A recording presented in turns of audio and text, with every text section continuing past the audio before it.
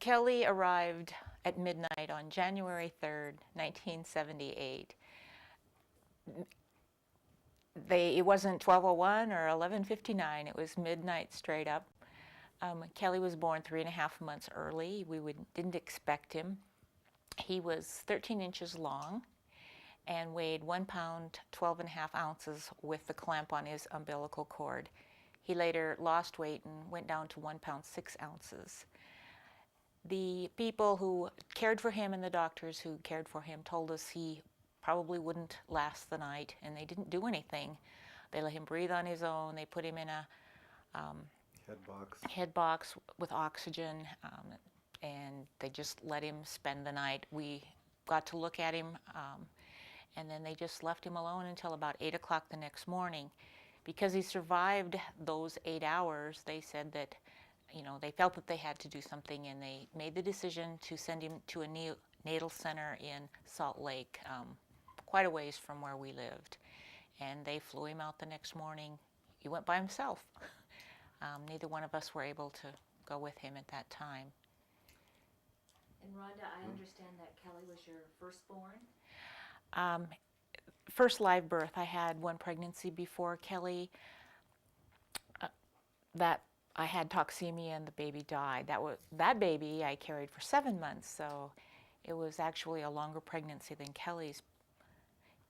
Kelly, they really couldn't figure out what happened. They said that I was a high risk, and he was a high risk pregnancy, and they later said that I might have DES syndrome. They really didn't know. But he came early, unexpected, and they didn't. And our first child was a little girl. Yes. Yeah.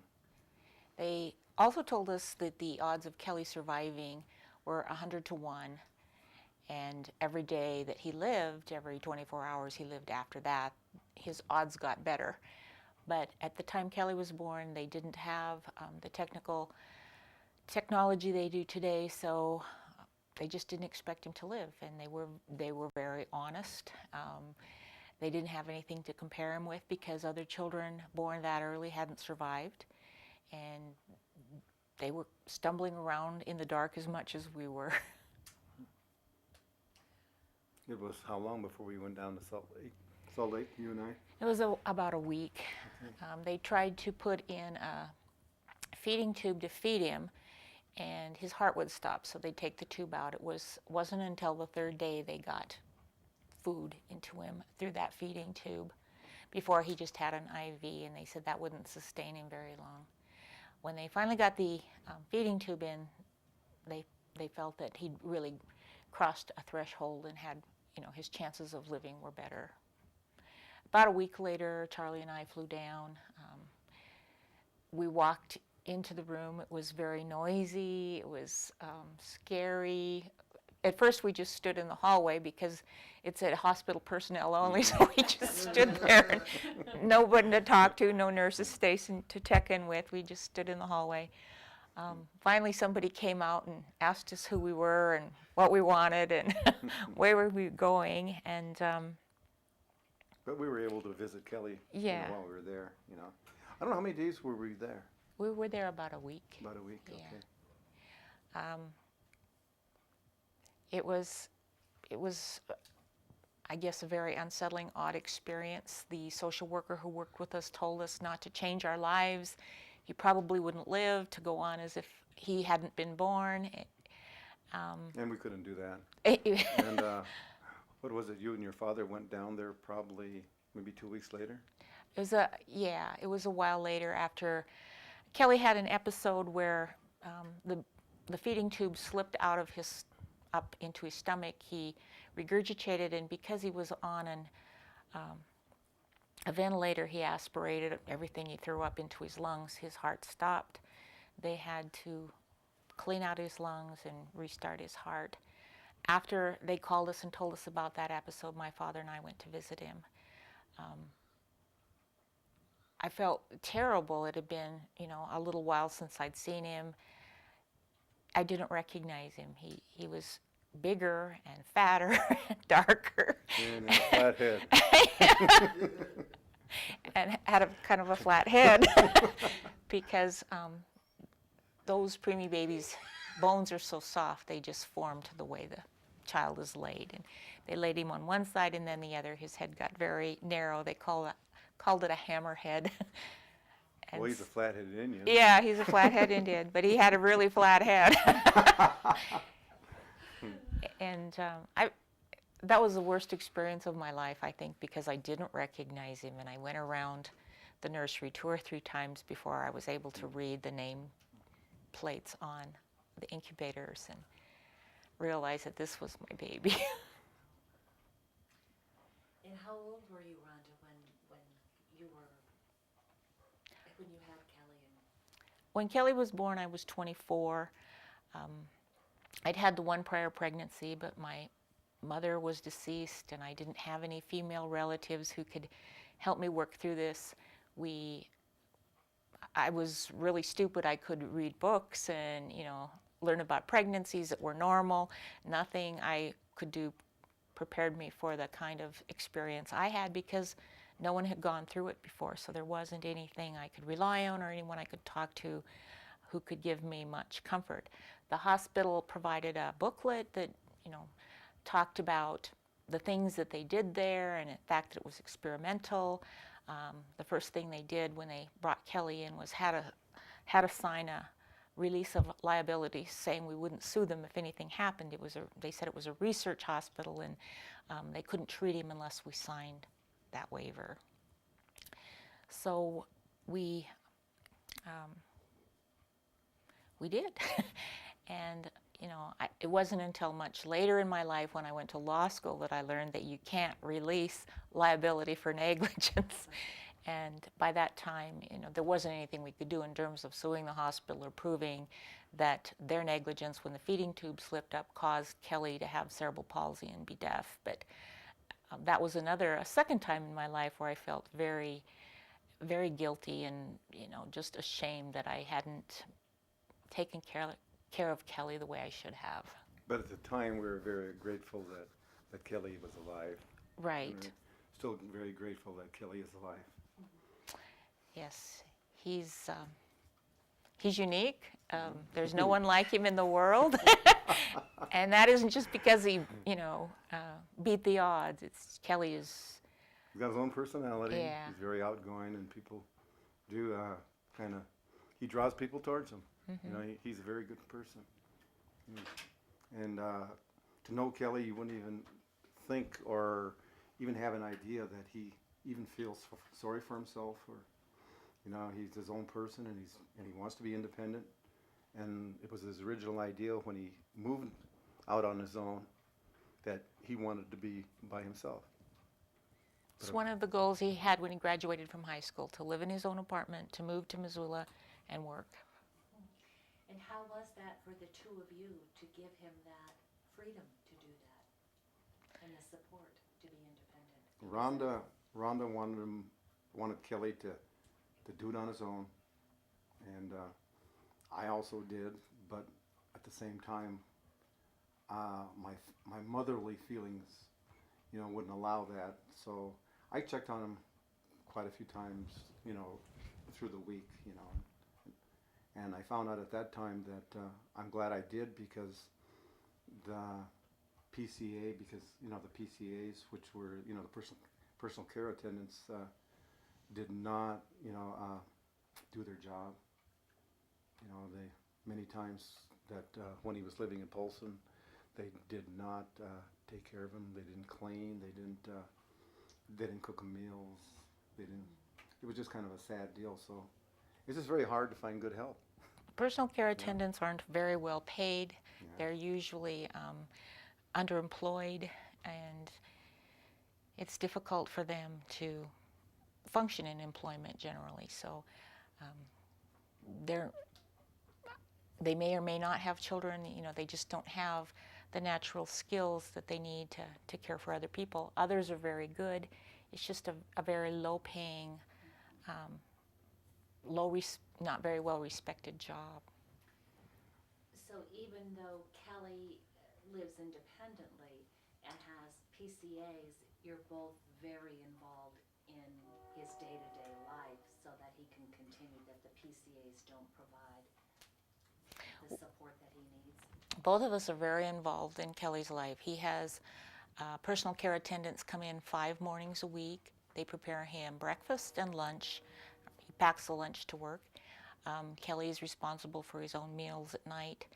And his dad and I try to be here most of the nights during the week where he'll have to get up the next morning and go to work. We want to make sure he gets a good night's rest and has nutritious meals. Kelly would prefer to eat not so nutritiously, so the personal care attendants don't always make sure that he has balanced meals. They'll generally cook what he asks them to. And the primary objective, though, of the PCA was to come in and get him up. Right. And they do that. But Kelly still has to purchase groceries. He still has to pay bills. He has to, prefers to, his entertainment is very much something he wants to carry out. He's a very social person. His dad and I work very hard to make sure he gets enough rest, that he eats well, and that he's safe. And could you talk a little bit more about how you, in a sense, tag team Kelly? And talk about the distances that you drive in order to make sure he's safe. Well, for the first year, when Kelly was living on his own, he lived in Polson, Montana, which was only maybe a half an hour away from my home. And Kelly was on his own, and we were trying to transition him, to be more independent. And we found out that the PCAs were somewhat lacking and whatever, so I used to go and see Kelly and check on him and maybe cook his evening meals and whatever 5 to 6 times a week when he lived in Polson. And you would stop by and see him a couple nights. And then he stayed there 1 year, and there's not much for entertainment or social outlets in Polson. It's only a town of, 3,000 people. Mm-hmm. And there was no work for Kelly there, and the support was somewhat minimal.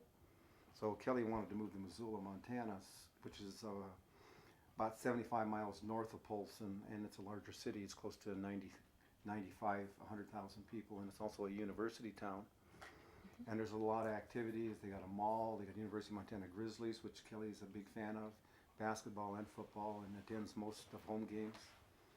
And when he moved to Missoula 9 years ago, a little over 9 years ago, I come down on Mondays, Thursdays, and Saturdays, and I stay all day Saturday, and his mother comes down usually, most of the time, Wednesdays and Sundays, all day Sunday. And then if there's any other activities going on during the week, then Rhonda will add a day, and I'll also sometimes add a day. So when we were having difficulties with his interpreter or finding somebody to work with him in the evenings, to kind of, on the days that you weren't coming down and the days I wasn't coming down, then I spent maybe well over a year coming down 4 days a week. And I come down and prepare him, help him prepare a meal and make sure his clothes are washed and vacuum and, and clean around the house, because Kelly's this little slob. He won't do it himself. He wants to live independently, but it isn't one of his priorities to clean house. And I think that we try to keep it clean. Wash his clothes, whatever. Wash his dishes. Mm-hmm. When Kelly moved to Polson, I moved also, so I lived about 20 minutes away from him. And Charlie was there in the evening. I would go later in the evening, several times a week. When he moved to Missoula, that's about 80 miles from my home, so I come down 2 or more times a week. It's an hour-and-a-half drive each way, and I've gone through a lot of cars. Yeah.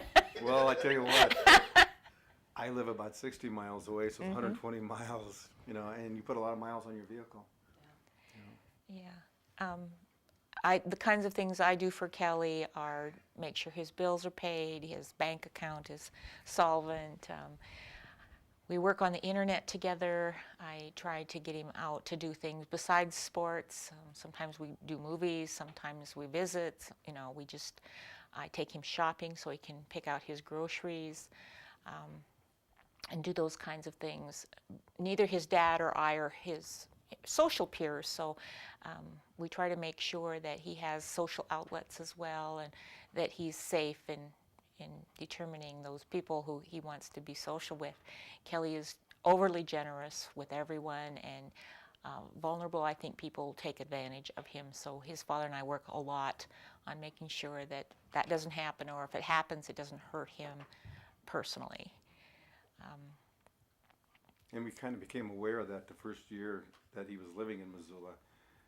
Rhonda wanted Kelly to be financially independent, make his own choices, do what he wanted with his money that he made, at his job, as long as he had enough money to pay his bills and his rent. And one evening, some high school kids showed up at the house here and sold Kelly a bunch of magazines that, subscriptions that he didn't need. Charged him $120 for about $70 worth of magazines. And so we kind of oversee his financial end of it, and we make sure that his wheelchair is working, because there's many times that I've shown up in the evening where the PCA hasn't even identified that there's an issue with something in the house, whether it's mechanical or structural, like doors broken or whatever, or falling off the hinges, or his chair having cracks in the frame, or that Kelly has identified, but nobody has passed on to myself or their bosses, where if they got a hold of Rhonda or myself, we could call someone to come in, because invariably, without that oversight, Kelly has broken down on the street in the middle of the winter. One morning, my other son, Kelly's older brother, showed up here, and his chair was in the middle of the intersection, and Kelly had crawled through the snow to the house. It's just the wheelchair is his life, because it provides him that independence to come and go, as he pleases. So it's very scary for us to let Kelly be Kelly. But he's such a beautiful person and touches so many lives that I can't just keep him home and isolate He him. knows everybody, and everybody knows him. You go over to the local mall here in town, and he knows everyone, and he knows all the clerks in the stores, and he's got a service dog that he's had for how many years? About 7? Mm-hmm. That's probably maybe 10 years old now. He's very old. A golden retriever. And it's kind of one person told me that it was actually a chick magnet for Kelly, because all the girls want to pet the dog.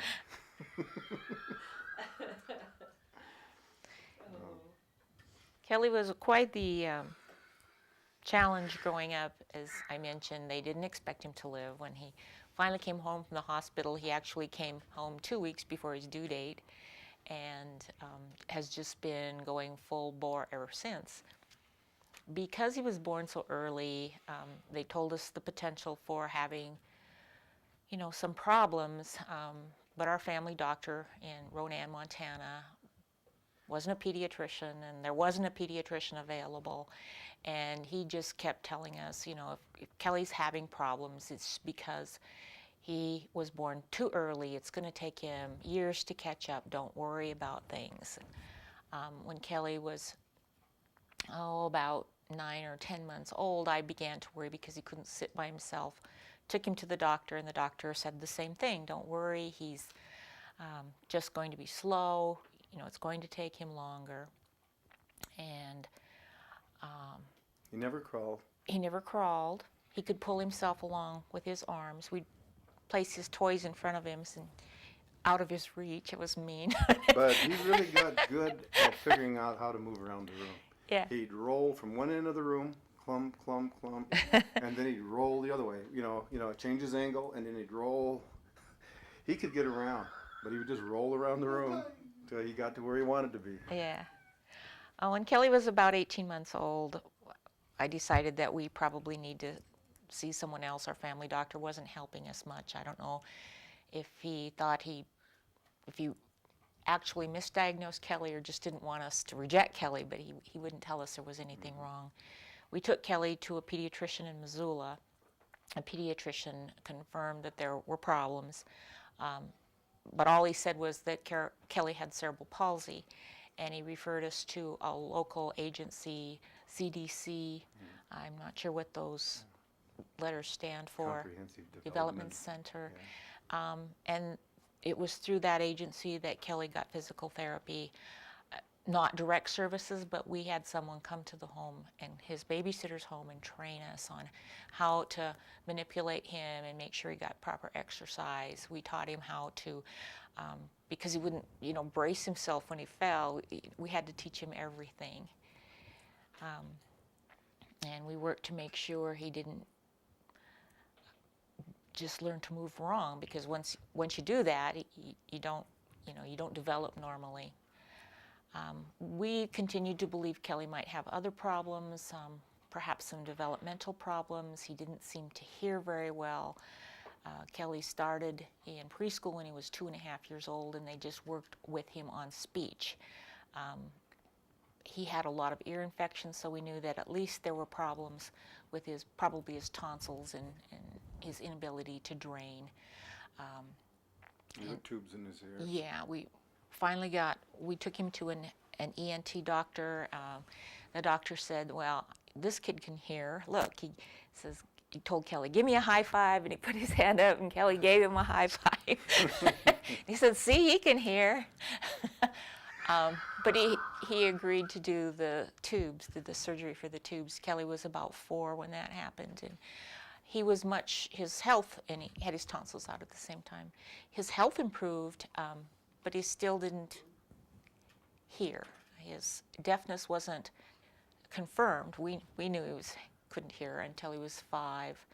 And he had hyaline membrane disease. Yeah, when he was Yeah, so respiratory problems right, of all so kinds. he's having problems. He had a lot of colds and whatever. When they finally diagnosed him as being deaf, an individual from the Montana School for Deaf and Blind showed up at our house one day and said he wanted to see us. We weren't familiar with the school, hadn't met this individual. He just came out and said, you should send Kelly to Great Falls. And that's about 250, 300 miles away from Both where of we us, live. yeah, both of us were working. We had just built a home. We really weren't interested in giving our child, We who was thought we 5 could years protect him old. a lot better by having him with us, and providing him, complete oversight and love and nurturing. In other words, I guess we just didn't, we kind of weighed it out, both sides, of sending him over there, and we, and it was kind of an, unknown. And I thought at that time we were doing really well with Kelly. They did supply us with a person to teach us the alphabet, sign language alphabet, and a few basic words, and provided us with some tapes to watch. That our vocabulary was probably 250 words. Right. When we got through with all that we practiced, and Kelly learned that very quickly, but he was 5 years old at the time, so he missed all those years when we were struggling to get a correct diagnosis and struggling to get him the kind of assistance he needed. So yes, he was delayed physically, but I think he was delayed cognitively because of this lack of diagnosis. And we were very fortunate, in those days too, that we had Jack the barber's wife babysitting, and she previously had a premature child, but a hearing premature child, and we kind of formulated a relationship with them, and they babysat Kelly for how long? Quite a few years. Yeah, like 6 or 7 years. Yeah, so, and they loved him too, which was really good, and we trusted him, so. Yeah, Kelly continued to attend preschool and began school in Ronan. They didn't have a teacher of the deaf. They continued to work on speech.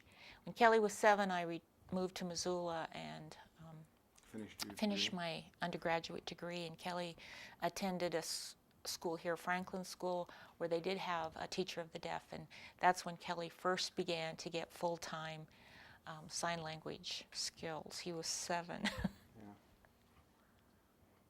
And then you moved back to Ronan for a while, and then got another position in Portland, Yes. a job. So she moved to, Rhonda moved to Portland, and we commuted for a while, or I did, and you two back, and I'd ask how Kelly was doing in school, and the reports from you that you received from them was glowing, doing fantastic, in school. And then about a year later or so, you found out they were just warehousing him. They had nobody there that signed. He just sat in a class and kind of vegetated. When I We yeah. probably learned things socially that were Yeah. bad. But when I received the job in Portland, I moved there. Kelly went with me. I investigated both the Washington Deaf School and the Oregon Deaf Program,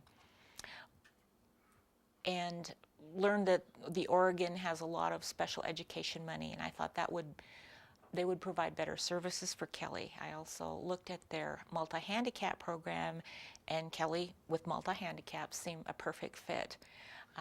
However, the children in his class, his age, were much lower functioning, and the teacher would have to spend time with them. Kelly would just sit.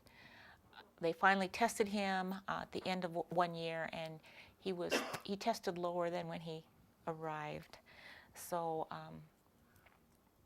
I objected, and what happened is the person in charge of the deaf program with the PhD, and the person in charge of their special education program, and like 20 or 30 other people got me in a room and said, I was all by myself, and they said, well, what do you want? They were afraid of a lawsuit and justifiably deserved one. And so I said, I want Kelly at least part-time in just a hearing impaired classroom. And, his physical handicaps need attention as well. He needs physical therapy, occupational therapy, and these other things. And so you have to do what you have to do to educate him. So they agreed to put him in a hearing impaired classroom half-time. However, the building where they had that classroom wasn't wheelchair accessible. Kelly had to climb the stairs every day, go down the stairs at night, go up and down the stairs for lunch, up and down the stairs for PE, up and down the stairs at times for other activities. And it was very difficult for him. It was embarrassing. He was about the age where children start to be mean. And so when that happened, and we had some other problems with the school, my father passed away, a few other things happened, I decided to return to Montana. Could you talk a little bit, Rhonda, what it's like, how Kelly goes up and down the stairs? What Kelly has to do to go up and down the stairs? Kelly's cerebral palsy is an athetoid type, so he goes from spastic to being too loose. His left side is affected more than his right side, and he has to crawl on his hands and knees. That's how he gets around in the house. That's how he gets up and down the stairs. If they have a wheelchair, it's at the level where he's going to be. He has to use a motorized chair. He doesn't have enough gross motor control and fine motor control to use a standard wheelchair, so he has to use an electric chair. So if he's going up and down stairs and they don't have an elevator, at least on one end, he's not going to be able to go by himself. He'll have to have someone push him. That's very limiting to Kelly. When he got his first motorized chair, he was 6 years old, and I took him, they went to a school parking lot, and he learned to drive the chair, and he was going as fast as he could, and the wind was blowing his hair back. And that's the most freedom he'd ever had, and he's never been willing to give that up. So going to a school where he had to crawl up and down the stairs and didn't have a motorized chair at the top was very limiting and very, I think, destructive to Kelly's spirit. I would think he'd probably lose a lot of respect. I mean, even with himself. About that time, they said, self-esteem. yeah, about that time they said, well, Kelly's, we believe he's having petit mal seizures. He just looks out the window. We want you to have him tested. And I said, well, I don't think he is. I think he's homesick and he's unhappy. But we went through the testing process. They did EEGs and CAT scans, and I kept saying, well, what are the results? What are you doing here? And they said, well, it's, we can't determine anything from these. And I said, well, why not? And they said, well, we don't have anything to compare it to. I said, well, why are you doing the tests? And they said, because we can compare later tests that he has with these tests, and we'll know if there's a change.